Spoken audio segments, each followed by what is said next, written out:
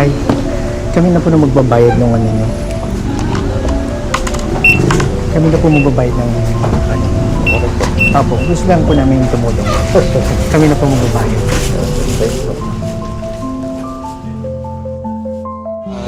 Maraming salamat po sa pinagkaloob niyo sa amin. Malaking blessing po ito sa amin dahil sa hirap ng buhay ngayon. Talagang napakalaking blessing.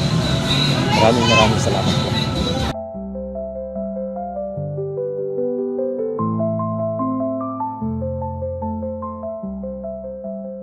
Pwede po malaman kung taga saan kayo?